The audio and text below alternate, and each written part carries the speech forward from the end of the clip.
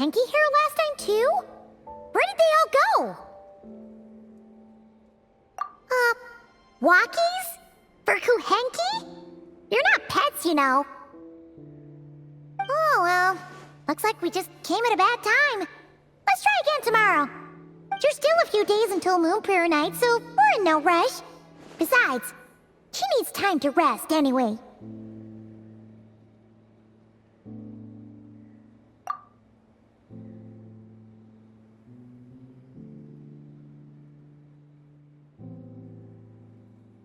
Kalamina! Are you back yet? Oh, how strange. Looks like she still isn't here. Right? It's not like her to spend so much time outside.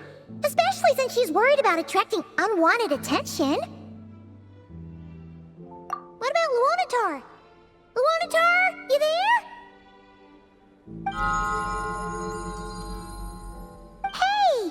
Do you know where Kalambina went? Sorry, didn't understand. But if you know where she is, could you take us to her? Yeah, that's even stranger. What about him? Oh, that's not good news. They change color when Kalambina gets weaker, right? And they look super pale right now. Good idea. She might know what's happening.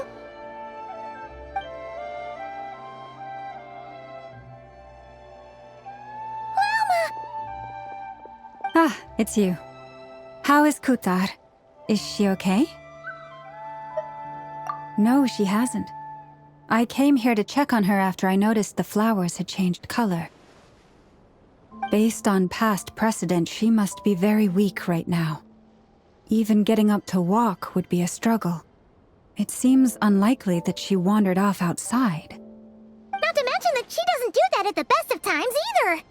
So yeah, this is super weird. No. Very few people are in the know about Kutar's whereabouts. And if anyone suspicious had visited, they'd have left some sort of evidence. Come on, let's go to Nasha Town.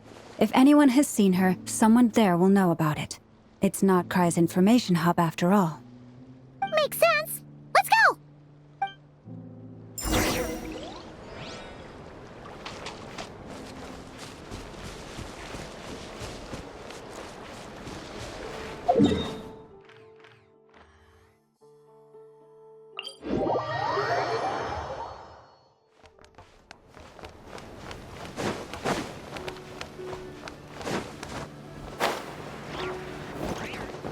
Fearless.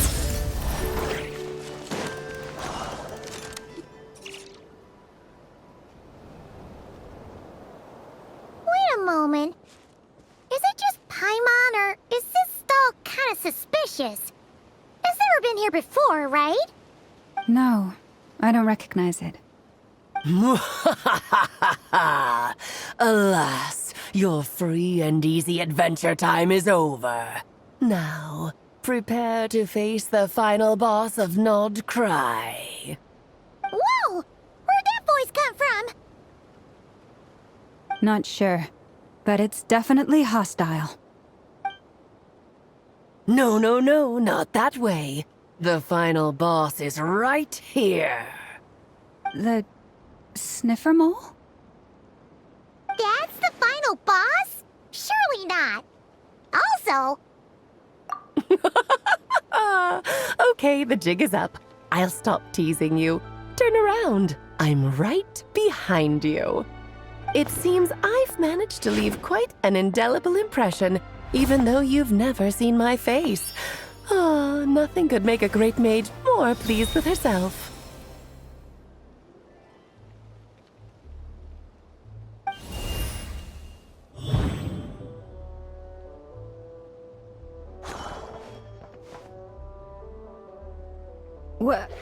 What is going on? I've heard that all the big shots in Teyvat have long, wordy titles that stun people speechless when they make their entrance.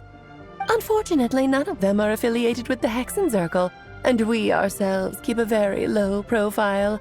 The notorious name-dropping doesn't quite work for us. Still, I, for one, think I'm really quite amazing. So that didn't stop me from coming up with a title anyway. Alice? It's really you this time? Not a lantern or a Dodoko, but Alice in the flesh? Ah, that's right. So, what do you think? How does it feel to finally meet me? You look like... Oh, that's the first thing you thought. A little surprising, but that actually makes me very happy. Because that means that when Klee grows up, she'll be just as stunningly beautiful as her mother. So she's a friend of yours? Kind of. This is actually the first time we've seen her in person. I see. Madam Mage, that was, quite a powerful entrance. I certainly won't be forgetting it anytime soon. It's okay, Lauma, don't force it. Paimon will do the honors. This is Alice from the Hexen Circle. She's a friend of ours. And of Arcus, too. That's right. She's a good person, just kinda... unpredictable. Well, what is the human heart if not unpredictable? Hmm? If we could not do as we please, how would we differ from machines? I am Lauma, Moon Chanter of the Frost Moon Scions. It is a pleasure to meet you. Oh, I know. Before you got here, I spent a good, 15 minutes getting up to speed on Nodcry's present situation. In other words, I've read the whole in the last episode part, so we can skip the pleasantries. Fair enough. Well, Miss Alice, I can already tell that you have quite a unique personality. He'll get used to it. Paimon sure is. So anyway, what are you doing in Nodcry, Alice? Oh, I thought I told you already. This time, I'm the final boss. And what a formidable foe I shall be. Powerful, confident, decisive, and good luck finding my weak spot. You will never succeed. Oh, drat! My one weakness, and you found it in an instant. Fate has been dealt a devastating blow. Thus falls the great Dodo King. Why are you playing along with this nonsense? For funsies, of course. What's wrong, Paimon? Are you disappointed in me? Am I a gigantic letdown? No, it's just... you seem like a busy lady. And this is the one time you've shown up in person. Paimon figured it would be for something more high stakes than just goofing around. You're quite right. I'm here in Nodcry because something big happened. Something big enough it caught the attention of the Hexen Circle. It concerns the 3 moons, Tevat's borders, and of course, the moon goddess you are currently searching for. Kind of. Why don't we discuss this over a pot of tea? My main reason for coming on this trip to Tevat was, of course, to have some fun. But I do technically have a job to do as well, namely, maintaining the stability of Tevat's borders. I'll skip over the complicated parts, but to sum it up, abyssal energies are all that lie beyond Tevat's border. We'd find ourselves in a real pickle if they ever made it through. And the phantoms you've been seeing are a sign that the border has been disturbed. No wonder they tend to show up around Moon Prayer Night. Is it because the real moon is now so close to us that its power can cross the border? In part, but only a negligible amount passes through. Just enough to influence the verdant crests and so on. And as you've noticed, there has been an unprecedented number of phantoms appearing this year. The influence of the moon beyond the border cannot explain this. No, there is another far greater factor at play. The trilunar syzygy. A trilunar syzygy. Eons ago, before the heavenly principles came to Tevat, It was the then 3 moon goddesses who controlled the laws of this world. Oh, that's exactly it! The 3 goddesses split these powers amongst themselves, promising never to consolidate them into one singular body. This was meant to keep the world stable. But, fast-forwarding to the present, the eternal moon's marrow is with you, while the iridescent moon's marrow, which should never have appeared in this world, has been retrieved. Add that to the presence of a moon goddess in the flesh and... the power of all 3 moons is gathered here in Notcry. There hasn't been an event like this since the War of Funerary Flame. And it's having a noticeable effect on Tevat's borders. Because I wish to give my darling daughter a peaceful, sunny environment to grow up in. Is that a good enough reason? Kinda sounds like you're dodging the question, but it does make sense. Well, that's one reason anyway, and the most important one. The others are a little complicated to explain. For instance, cleaning up after dearest Miss R. Albedo could tell you more about that if you're curious, but right now, I have a more important question to ask you. Why are you collecting the moon marrows? I see. Nicole told me about that legend once. Nicole? You mean Mage Anne? Oh, so you remember. Yes, of course. That was a story about fate, her area of expertise. But back to the story of our dear moon goddess. I'm afraid her intended method of returning to the moon is unlikely to work anymore. What does that mean? She may be missing, but she hasn't gone anywhere. She has disappeared.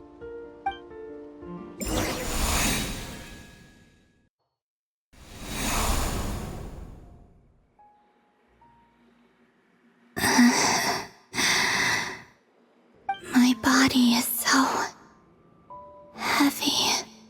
Wait, no. It's my mind that's heavy. My arms and legs are as light as a feather. What's happening to me? I feel drowsy, like I've been asleep for too long. Is it daytime or nighttime? Is the moon out? I think I'll go for a walk.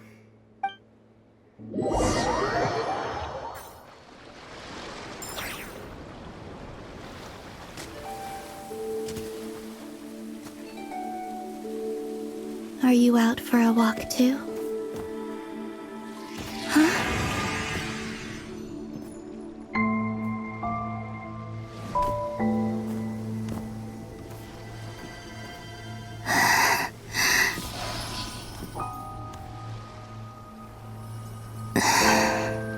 The day has come at last.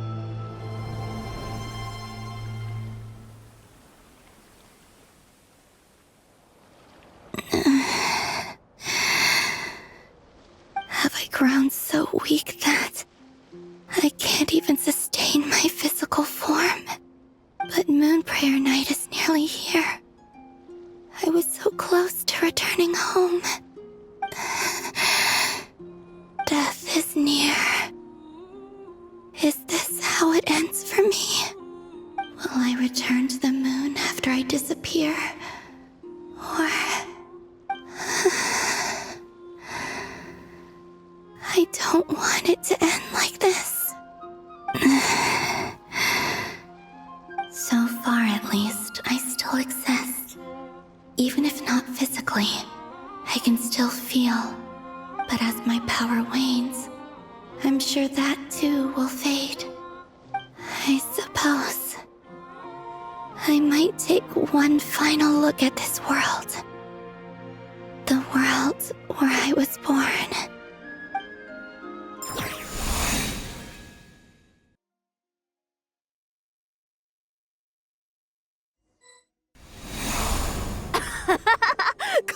Come on!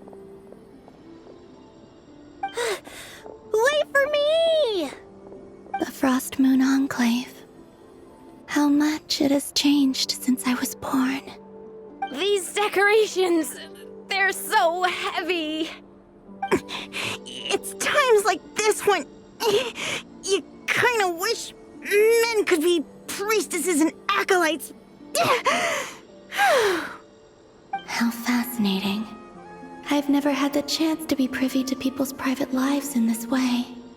In the past, people would get so solemn and serious the moment I showed my face, like they were frozen stiff. Karina, Lametti, it's time to eat. Coming!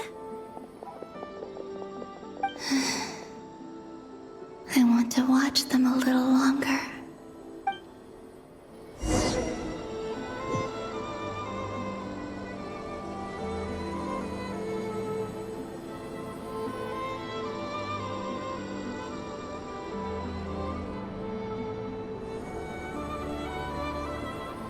So just fill these balloons with air, right? Yep. Try a couple now to test things out. The rest can wait till Moon Prayer Night. Think fast. Rita! Teasing an acolyte of the Frost Moon Scions? Surely that's a punishable offense. Take this!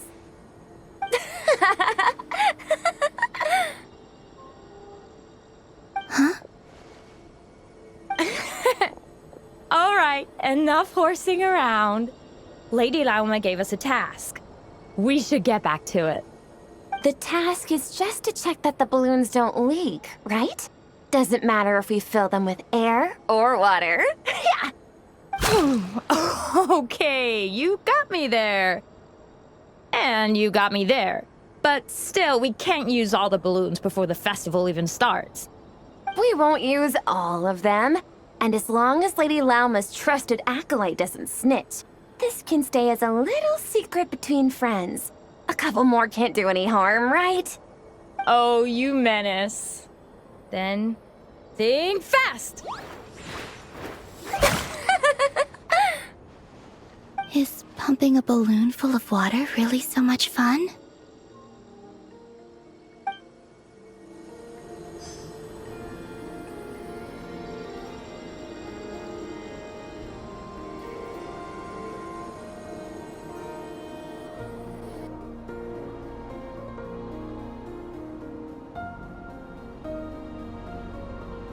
I'm sure you're both tired from playing all day. Come on, eat up. A plain, humble meal. That has always been the way of the Frost Moon Scions. Huh? How come Lametti got a midsummer berry dessert? Oh, I always get Lockaberry. I don't mind sharing. You can have a bite of mine if I get to have a bite of yours. They're sharing food? I've never shared food with anyone before. Even at the Harbinger tea parties, everyone just ate off their own plate. And when I couldn't finish my food offerings from the Frost Moon Scions, they'd leave the leftovers out under the moonlight for the animals to claim. Hey! That was 2 bites! Oh, then you can have another bite of mine. Oh, you too. Oh, don't fret now. Here, have some of Granny's too. So this is what it means to be family.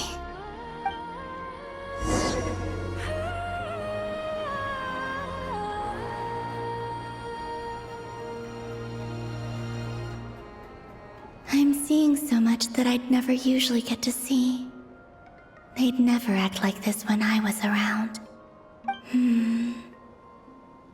It's nice, being able to just watch people in peace in these final moments. What a rare opportunity. I think I'll go take a look around Nasha Town, too. Maybe the Traveler will be there.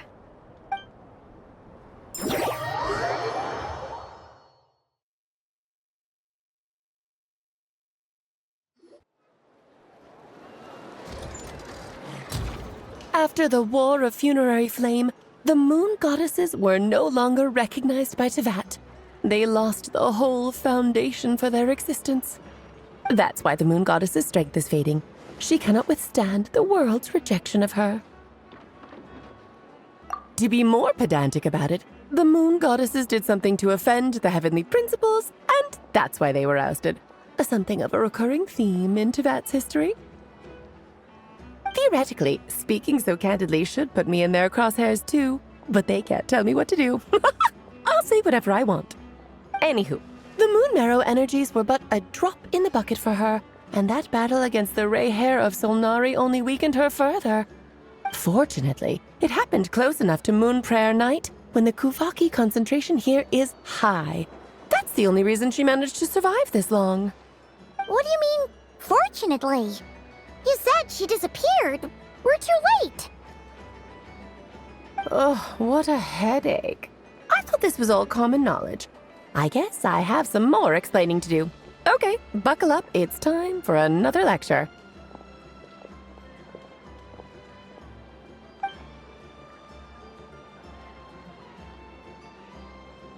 Now, I said earlier that the moon goddesses lost the foundation for their existence. The reason for that has to do with the natural order. Basically, the rationale for their existence in Tevat was lost. The same logic applies to the present moon goddess too. Consider her existence so far. Her comrades in the Fatui called her Damselette. And she was worshipped as Kutar by the Frost Moon Scions. But these connections have now been severed, whether by her hand or yours. So, the rationale that once sustained her existence is now gone. Wait, we did that to her? Oh, well, strictly speaking, yes. But let's not start pointing fingers, shall we? I'll only end up as the big bad villain, and that's not the kind of final boss I want to be. Of course I do. I'm only the greatest mage in the whole entire world. Now, if you wish to find your moon goddess, there are two problems we need to solve. Firstly, we'll need to strengthen the connection between her and Tevat, at least enough to sustain her until Moon Prayer Night. Strengthen her connection. But does that mean I'll have to rally all the Frost Moon faithful behind this? I'm afraid a bygone faith and a former home won't be of any help to her now. Do you know her name? Her name? Oh, yes. Names are very important things. A name is a fundamental concept that anchors one's entire existence. Then your first job is to find it. As a moon goddess, I'm sure she must have a name she identifies with. Neither Columbina nor Kutar is her true name, and she's never really accepted either of them. So, finding out her real name is enough to sustain her existence? Yes, I know it sounds like a small step, but every journey begins that way. So for now, that's all we need to focus on. The second problem is with her plan to use the moon marrows to return to the moon. Unfortunately, piercing through the false sky will take an enormous amount of power. Given her current condition, she won't be able to provide anywhere near enough power, even if she recovers her physical form. But no need to fret. Nicole's the expert in this field, and I'm sure she'll figure something out. Wait, Mage N is going to help us out too? That means we've got 2 Hexacircle mages on the case. This is turning into a pretty big deal. Actually, this is more of a side quest for me. Like you said, I'm a busy lady, so I can't stay for too long. I'll have to return to Tevat's border soon. That's the upside you get for looking out for my little Klee. Hopefully that will incentivize you to carry on keeping her company in the future. Anyway, jokes aside, you'd better get moving. It will take quite a miracle for the moon goddess's consciousness to hold out till Moon Prayer Night. Oh, I suppose I might as well tell you where Nicole is before I leave. Off you go now. Time to meet your new friend. Oh, yes, and a little suggestion. Don't forget to mind your heads. What? I wonder how Durian's doing. I should really go see him before I head back. You really are super busy. I most certainly am. There's so many children I have to keep tabs on just in Mondstadt. Durin, Albedo, Venti, Varka. Klee didn't make the list, huh? Of course not. Klee is my pride and joy. I have no qualms about her, because she's the best child in the whole wide world. Yep. Klee's a little angel. I'm glad you agree. Well, all the best. See you when I see you.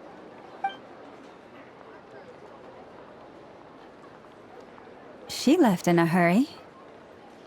Yeah, she didn't pack up her stall. Should we handle it for her?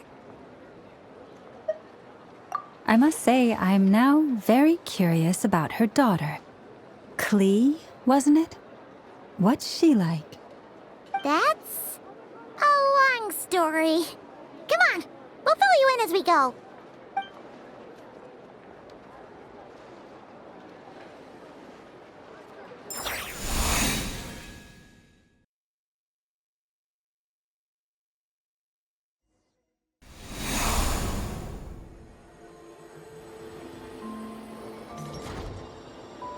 What a lively place. I've never experienced Nasha Town like this before. Hey, you old geezer! Your hammer's rusted through! Who are you calling old geezer? Are they quarreling? I'm looking right at him! You've really gone downhill since giving your daughter free rein in the workshop. Can you even swing a hammer anymore? It shouldn't take you days just to fix a single chair! You might as well use that hammer to massage my back for all the good it's doing. Don't run your mouth, or you'll get a back massage that'll put you in bed for the rest of your life. Look, the materials haven't arrived yet, all right? You know how busy it gets in the days before Moon Prayer Night. I'll bet you send all the materials to your little princess. Blood's always thicker than water, huh? All right, you've made your point, Uncle Koski. As soon as the materials arrive, fixing your chair will be the #1 priority. And Dad, if you've got time to chat, why don't you lend me a hand, See? Lolka knows what the score is. I guess they're friends. But the way they spoke to each other was so ugly. Then again, it wouldn't be the first time I've seen something like this. Columbina! Sing outside my door in the middle of the night one more time, and I'll unscrew your vocal cords. You hear me? Oh, Sandrone. So that was her way of trying to be friends with me. What a pity. I won't get the chance to say any ugly things in reply.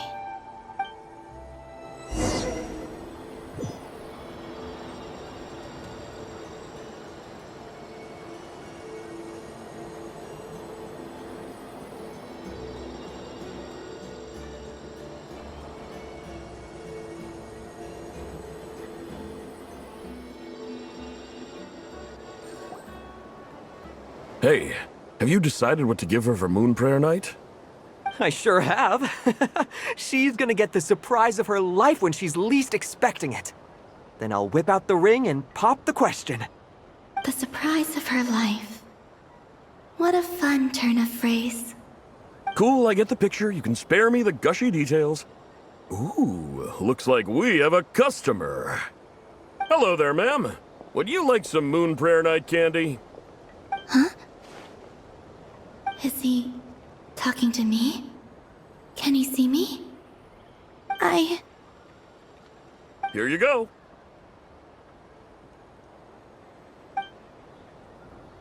Oh.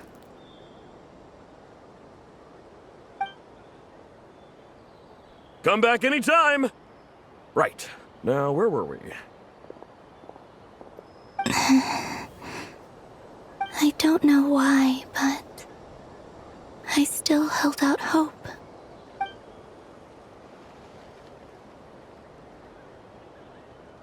The most important thing right now is to find that mage.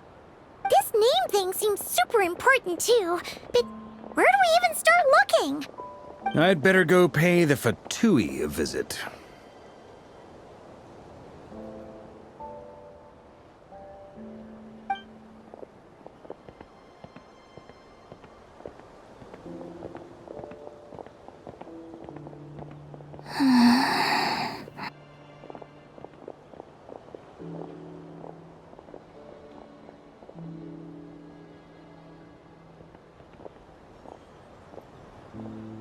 Columbina?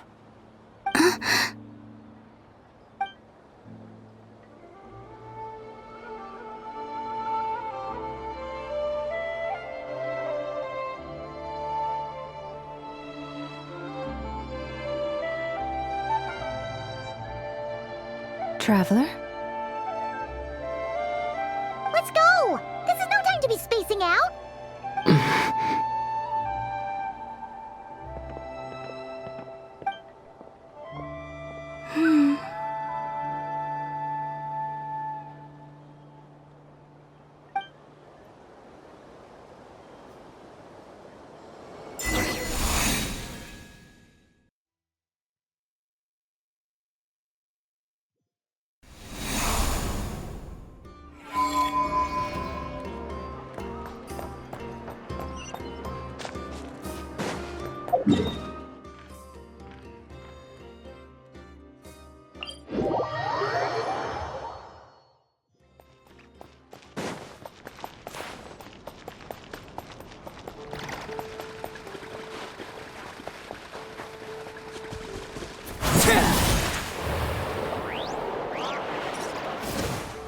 Fearless.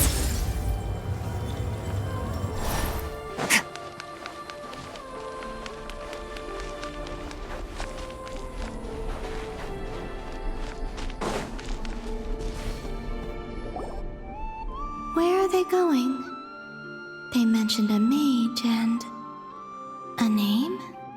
So, Mr. Varka, are you acquainted with this Nicole? Or should I call her Mage N? Ah, not really. We've never met, though she has come up in conversation.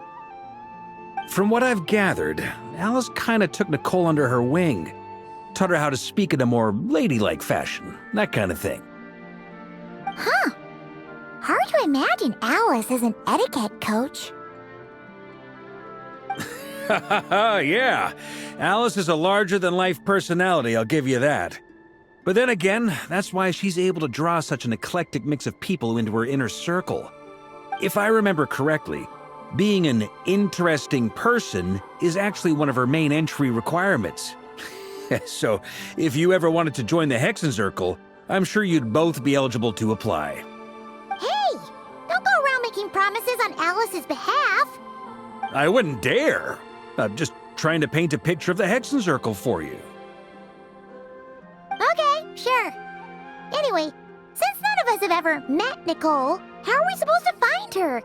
We can't just go up to every woman in sight and ask, "Hey, are you Nicole?" Maybe something she's wearing will give it away? Like, a windbloom pinned to her chest or something. Wait a minute. Alice never said Nicole was from Mondstadt. Oh, true.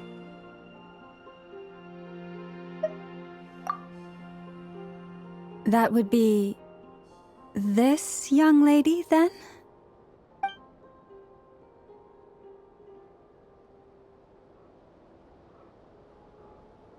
Hey there! Sorry to disturb you, but... are you Miss Nicole? Varka, Knight of Boreas of the Knights of Favonius. Alice might have mentioned me before. Mm-mm. Ah! Have we got the wrong person? Sorry. Well, this is awkward. When I shook my head, I meant, no, Alice hasn't mentioned you before. Huh? Where is this voice coming from? My apologies. For certain reasons, I am unable to speak. This is the only way I can communicate with you. It might take some getting used to, but I hope you can understand. Hey, it's fine. I'm more shocked by the fact that Alice never speaks about me. I mean, As for you two, we have crossed paths twice before, but it is nonetheless a pleasure to finally meet you. It's really you! Thanks for all your guidance in the past! You're quite welcome. This time, things are different. We have reached the unwritten pages of the story. You might say that we stand at the crossroads of fate.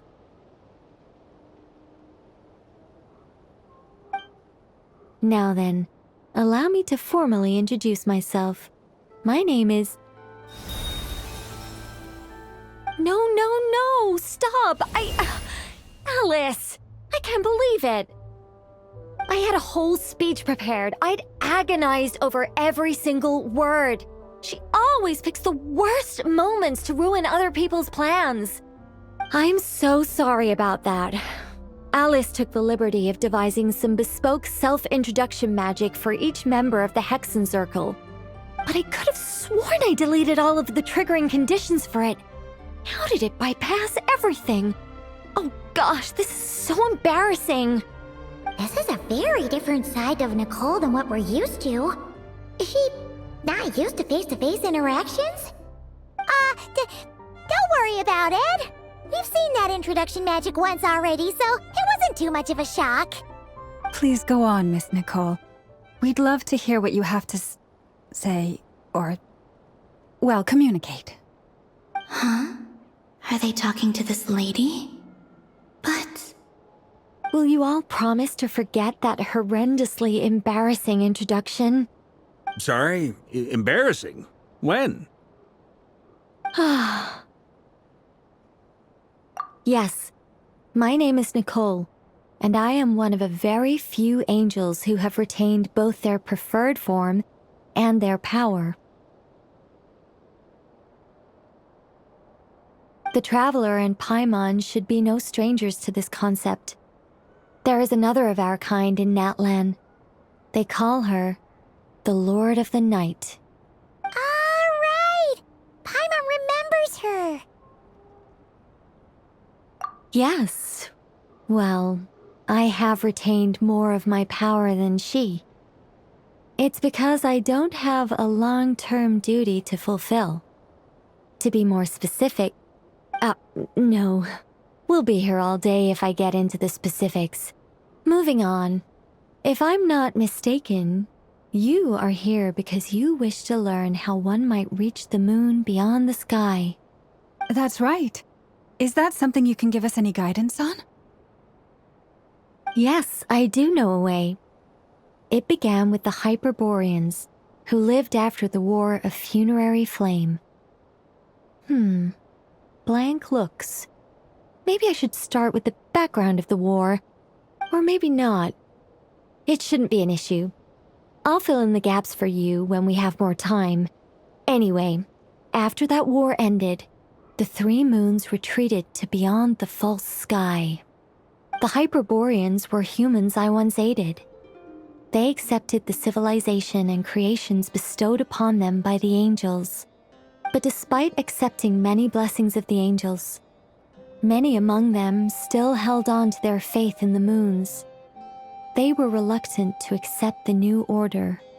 Even after the War of Funerary Flame, they sought to contact the moon goddesses beyond the sky and receive their guidance. But all three had passed away by that point.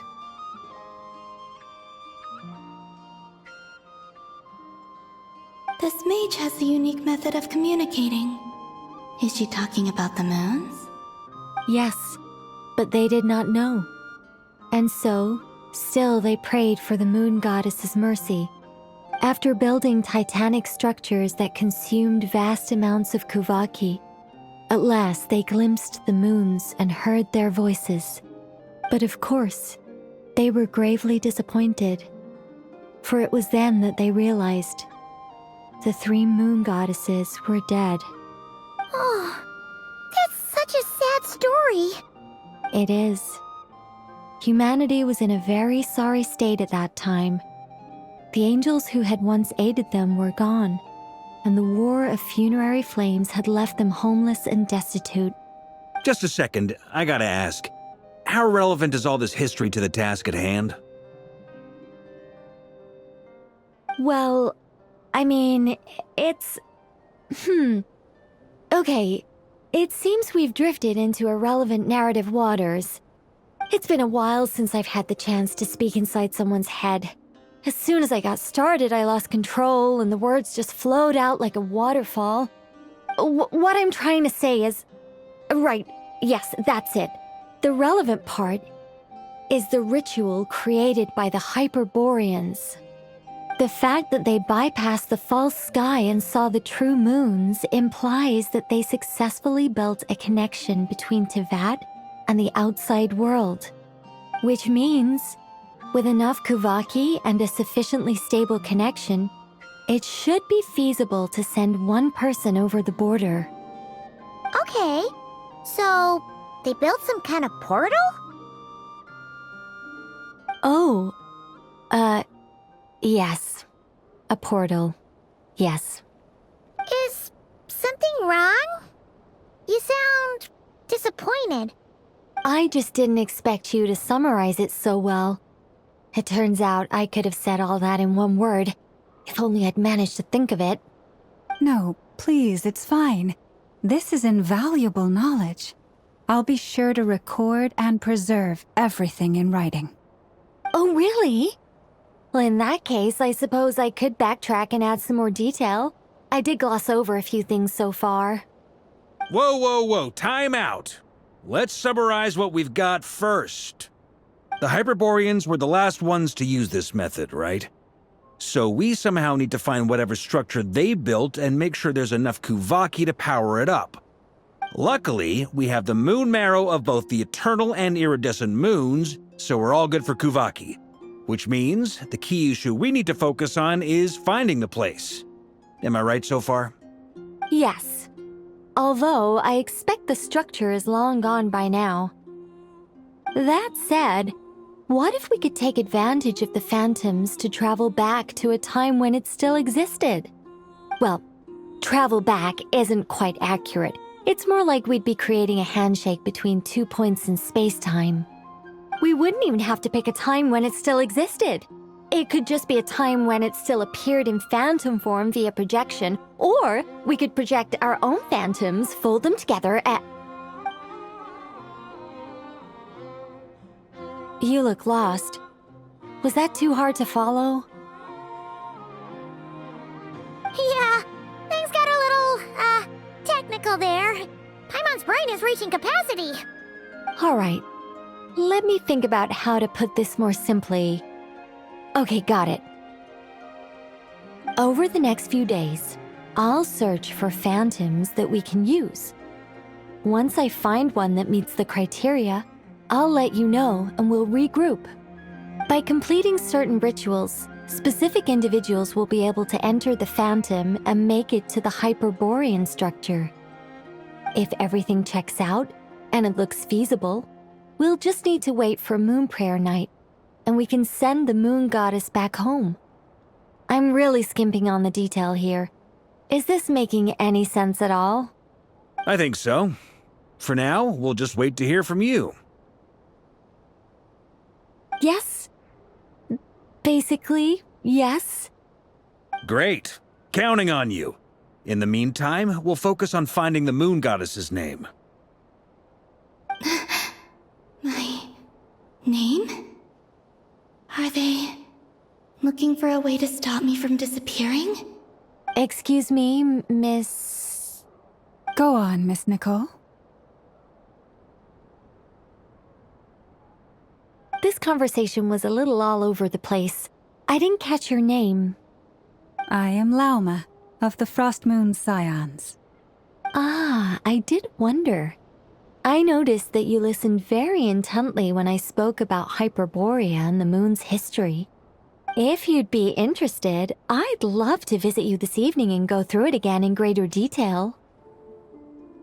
Also, if you were serious about making a record, it would be too risky to simply write down the raw details as is. I would suggest some tweaks.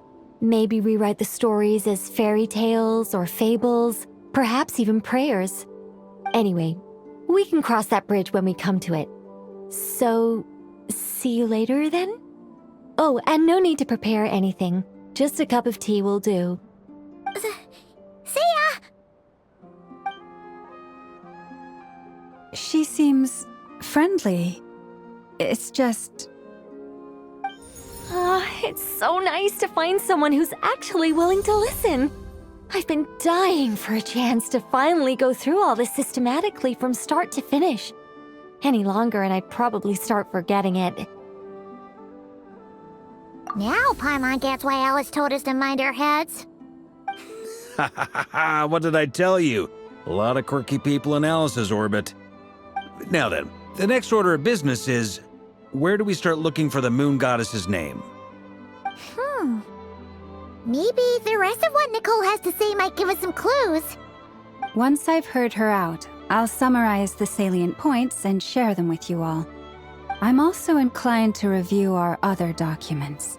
Yes, our faith was first established by our Hyperborean ancestors, but many of the more factually accurate records are from after Kutar's birth. Sounds like we're gonna follow Columbina's journey through Devat, huh?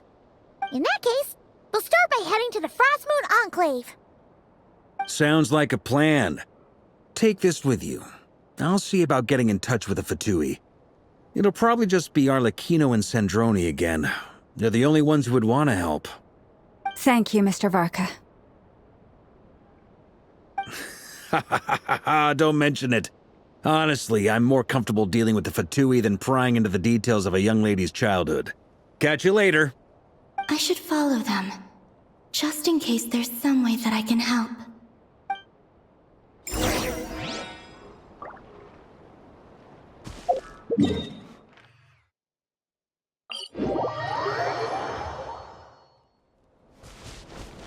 Fearless.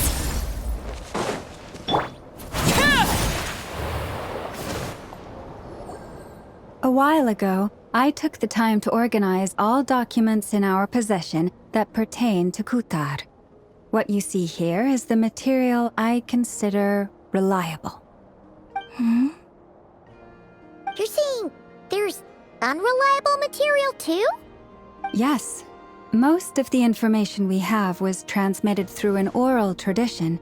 Inevitably, some of her stories were mythologized and deified over the years through countless retellings. That's why I organized them into reliable and unreliable. There's no sense seeking answers in history unless we can ensure the veracity of the historical record. Makes sense. Alright, let's take a look through.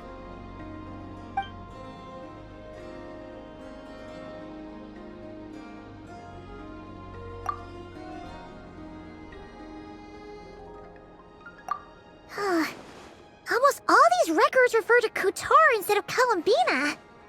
Although neither of those is her real name. Paimon's not sure what point she's trying to make. What we can gather from these records is that the Frostmoon Scions worshipped her as a god, placing impossible expectations upon her. I cannot fault them for their earnest faith, but for all their devotion, worshipping her day in, day out changed nothing. I imagine that none of it resonated with Columbina. It wouldn't surprise me if, even back then, she had already begun to reject the name Kutar and everything it represented. Lama speaks the truth. When I heard them call upon Kutar with hope and expectation in their voices, they may as well have been calling upon somebody else.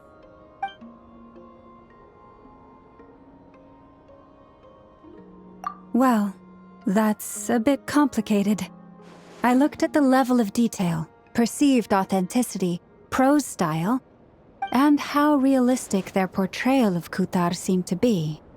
Amongst the Frostmoon Scions of today, only I know of her existence, and I alone have spoken to her face to face.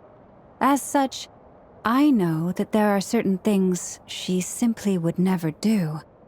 That being said, I have sensed some changes in her lately. Changes? Me? Oh, seems like this is getting us nowhere.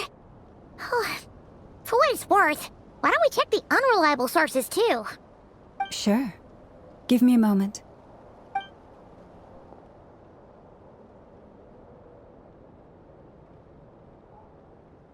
Exerting but a fraction of her divine might, Kutar sheared a great mass from the snow-capped mountain and cast it into the sea, upon whose surface shone the mirror image of the moon. Thus was formed the island of Hisi. Yeah, right. That doesn't even begin to pass the sniff test. The 3 moons are naught but lies through and through. Only one moon has ever shone for us, and Kutar is her name. The vast majority of ancient texts are filled with fanciful tales like these. I trust you understand my criteria a little better now. Kutar did not speak, merely gazing into the distance in silence. And where her gaze landed, this was her prophecy. Clearly, whoever wrote this text never even met Kutar. Otherwise, they'd know that her eyes are always closed. What about you, Traveler? What are you reading? Come on, let Paimon see. The child wished to build a wooden nest with which to shield a fledgling bird from the cold. But being so young and lacking in strength, the child could not snap the branches from the trees. Kutar was passing by. Upon seeing the child, she summoned forth the Kuhenki, who built a beautiful nest for the child. I remember that. Not knowing the meaning of Kutar's divine intervention, the child dared not to respond, and thus ran home to call their parents. But Kutar was gone. The moon chanter declared the event a miracle and took the nest as a relic, placing it on high for all to see. The child was named as one favored by the goddess and was greatly respected amongst the people. Yet, no further miracles were bestowed, and this matter was forgotten in but a few years. Huh. Any thoughts after reading that? Yeah. Palabina probably just wanted to join the kid in making nests. Ah. I'd originally considered this a fabrication, because Kutar did not perform any similar actions in subsequent records. But now that I think about it, it does seem like something Columbina would do. It's just that... She didn't know how other people would interpret her actions. She was probably worried about making things difficult for people. And so, she gradually stopped joining in. Yes. Oh, that's so sad.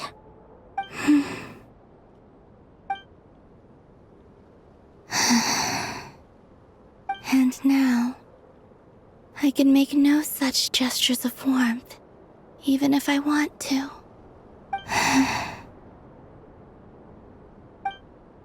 Still no name. That's a bit of a shame. But we did learn some interesting stories. That's gotta count for something. Barca said he was gonna set up a meeting with Arlecchino and Sandrone, right? Let's go back to Nasha Town and see how he's doing.